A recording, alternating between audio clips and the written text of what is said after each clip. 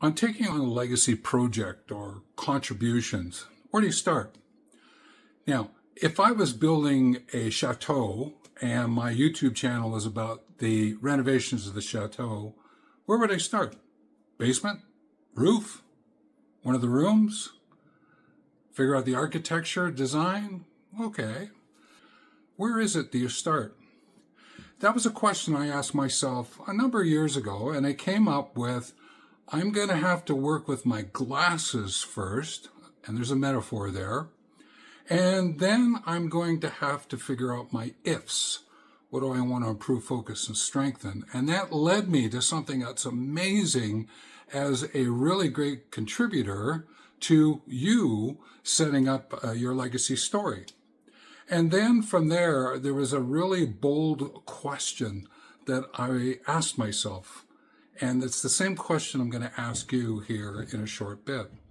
So the sense of glasses. So again, if you're building a chateau, renovating a chateau, a homestead of some kind somewhere, a van trip, wherever it might be, you're going to go and grab probably some maps, some plans, figure out what you want to do, and go from there. From a legacy point of view, putting on your glasses, there's a metaphor here for you. And what it is to remind yourself is that there's two lenses. And one of the lenses is really about interacting with others, adventures together, the well-living. The other lens is about well-being and your own unique journey. And isn't it important that from a set of lenses and glasses is that they work together so that you can focus on what's going on so you can actually see it, it's not blurry. Well, that's the sense of legacy, is figuring out this adventures together, this unique journey, integrating them, blending them together like a good set of glasses if they're going to actually work with you. And then there's a frame that holds it together. So the framework, the models, the maps, the diagrams, and then there's support structures along what you're going to do is when you put it on, it's going to be held in place. These kind of ideas, a set of glasses. And I found that when I'm going through a shift or a course correction or a pivot, which is what's likely with legacy, now not everyone does it. Some people continue their career through, but most people I've chatted with, they go through some kind of a shift, transition because of the change. And through that, they get maybe a little lost. And that's where I say, well, grab your glasses or grab a metaphoric glasses and let's have a conversation about how useful glasses are because of the two lenses and you interacting with this tool, the glasses, to be able to put them into use and be of great use to you, extraordinary use to you, and really help you clarify. So when I figured that out, then I went, well, hang on a minute, focus, okay. There's another two words if I add to focus, improve, focus, and strengthen. Because to improve something is to figure out what's its worth. Because you're going to evaluate and go, okay, this is how I can improve it. My focus is, what is it that I'm going to focus upon? What am I going to experiment with to find the truth, focus on the truth? Then there's a sense of strengthen, which is really about figuring out what is it that's of utility here? What's useful? What can I develop that I don't have already? So with that, I went focus, glasses, metaphor, good starting place, improve, focus, and strengthen. What's the worth, the truth, the utility of what it is I'm doing? Legacy. Oh, my ifs, IFS. Improve, focus, strengthen. And then I went, well, ifs, the imagined futures. And then I went, oh, I'm on to something here, is that if my glasses are working, I can see that future and bringing it into the present and supporting it by what it is that I've learned from my past. And therefore, my legacy is I'm living my legacy and deciding what I want to leave because of it. And I just went, glasses, improve, focus, and strengthen. These are great starting points for legacy. Just like if you're going to start in the chateau, you need those diagrams, you need those maps, you need those frameworks, those models. And then you decide, depending on what's happened, well, if the roof is really leaky and it's going to impact the foundation, deal with the roof.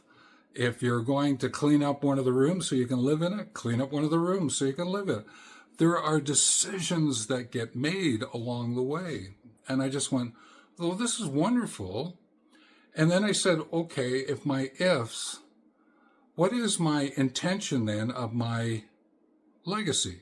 And so if legacy is a gift so others can learn something from me, and I want to improve, focus, and strengthen something and doing it as my legacy story, then I'm gifting that. Okay. What then would be a statement that I may want to use?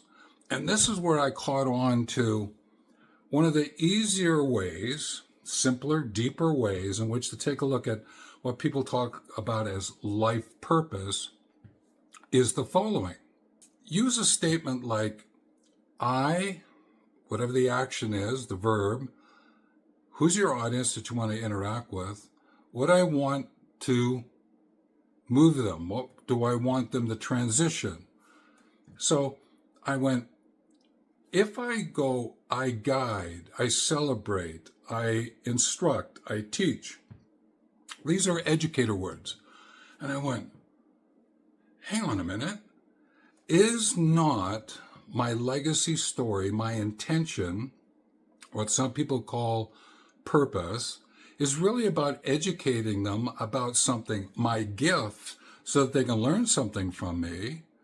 So if I start up a statement, and this is my statement, I guide adult educators in their writing of their legacy stories, their gifts, without writer's block or with writer's flow. And I'm guiding them. So there's at times I might be doing some instructing, maybe some training, some mentoring, facilitating, celebrating, weaving. These are all educator approaches. And I went, that's a really great way of expressing what I want to unfold. So in that, the statement, the legacy pathway statement that I could use to start with is my first introduction. And if someone wants to be guided as an adult educator to write their legacy story without writer's block or with writer's flow, to be able to set up their legacy, their gift, so that someone can learn something from them, then the story starts to roll along that what's their ifs? What do they want to improve, focus, and strengthen because of what it is that they're doing? So if your career has been in plumbing and you want to improve, focus, and strengthen something about plumbing, great. But maybe what you really love is the sense of being able to do some gardening and the planting of trees and where do you plant trees, and you would love to share that gift because that's something you're interested in with intergenerational conversations. Well, then what you may do is you may say, well, I want to guide or I want to facilitate gardening practices that incorporates trees. You see where I'm going is that your imagined futures and your educating approach and this sense of improve, focus, and strengthen, when you weave those together, you've got the essence of what your legacy is about. And it doesn't have to get deep and involved and over the top to start with. You can clean it up as you move along. You might say it's really great the way it is. You might chat with some of the people that you think would love to learn from you and find maybe it's, instead of, like for me, instead of saying about writer's block, I want writer's flow, and they prefer the writer's flow than the writer's block. Okay, then I will alter what it is that I'm doing. I will add, alter, delete what words that I'm using. Great, I've got some feed forward to work with. But when I get to the close of a day and I'm thinking about my future, here's a question that I ask myself, and this really guides me in my decisions around my legacy. Am I eager to be friends with the person that I am becoming? Am I eager to be friends with the person that I'm becoming? Because that's a very telling statement, is it not? I know for me, I'm really looking forward to being friends with that person because I'm really enjoying my writing, and instead of the chateau building or driving a van, I'm creating stories for a town called Solace Grove so that persons can learn about legacy. And then I'm going to expand that about nature and nature-inspired stories linked to legacies. So nature and Solace Grove and the story of legacy after 60. I don't know. I'll see where it all unfolds. One of the videos that I just shot, I'll put a link down below, talked about different elements of moving that sense of my involvement with a transmedia approach with YouTube. So take a look at it and see what it does for you. So one of the things I would ask you to think about, ask yourself, would you be eager to become friends with the person that you're becoming because of the shift you're on, this legacy pathway?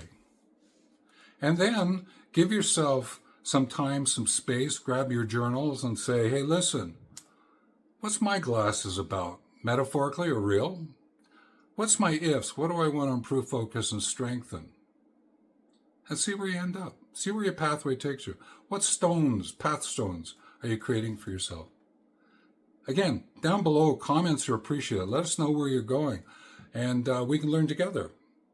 Always and in all ways, take care.